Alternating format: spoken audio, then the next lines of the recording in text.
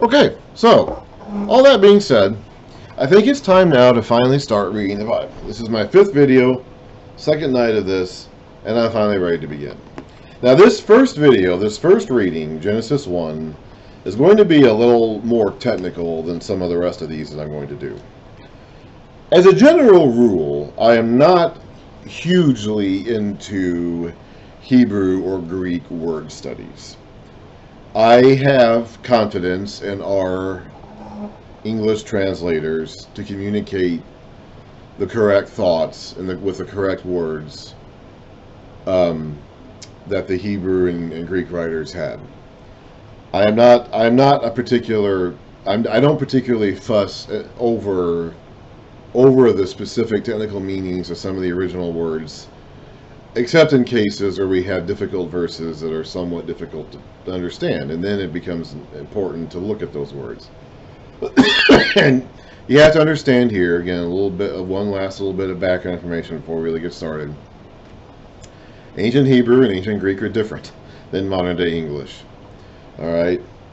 When you look at when you read the text of, for example, the New Testament, those Greek letters, those Greek documents that they were written in, didn't have spaces between the words. They didn't have paragraphs or indent tabs, indent breaks, indentations in the paragraphs.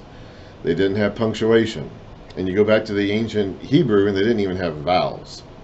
They added vowel markers at a later date, but even some of those are ambiguous because the original, again, remember going back, what I said in the previous lesson about Moses' actual written document being long gone, Moses wouldn't have used any vowels. Later on, when they copied the text and copied the text and copied the text, at some point they decided, because it was difficult for them to read even, it got to a point where it was even difficult for them to understand, but they needed to add some vowel markers to understand how to even pronounce some of these old words. This has been a problem that's been going on for thousands of years already. Okay. For the most part, and the Bible has been getting translated into other languages for millennia. Okay, they commissioned a translation of the Hebrew Old Testament into Greek in the 2nd century BC that we now call the Septuagint, which is the one that Jesus and the apostles used in their day and time. And Jesus himself, by using the Septuagint, puts his seal of approval on the concept of translations, translating the original Word of God into other languages. God is a God of all languages. He scattered their languages at Babel. He brought them back together at Pentecost. So and the English language itself has been around for hundreds of years, and we've had English Bibles for hundreds of years.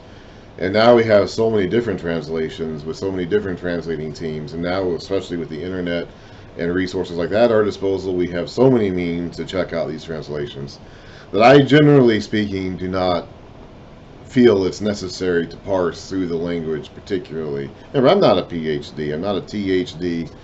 I'm just a guy in a bed. I'm a guy in a one-bedroom apartment. I'm a bachelor in a one-bedroom apartment who reads the Bible a lot. That's what I am. That's all I am. And I read a lot of other books about the Bible too, but that's all I am. I don't have any particular degrees. I don't have any particular specialty or field of skill. I've never taken a Hebrew or Greek course or anything like that. I can look it up with the same resources that just about everybody listening to me has. At this point in time, I still don't know what I'm going to actually do with these videos. Let's say I put them on YouTube, which I may do. I don't even really know yet. If you're watching me on YouTube or anywhere else online with this video, you have access to the same stuff that I do to look these things up and find out for yourselves what these words mean or how they parse together. So for the most part, I'm not going to do that when I read through the Bible. However, I'm going to do that here in Genesis 1. Because Genesis 1 is a difficult chapter, and it's one that we have greatly misinterpreted. In fact, I've spent basically 4 videos so far just setting up Genesis 1. I won't be needing to do this for all the videos I read in the future, but I am going to be needing to do it for this one.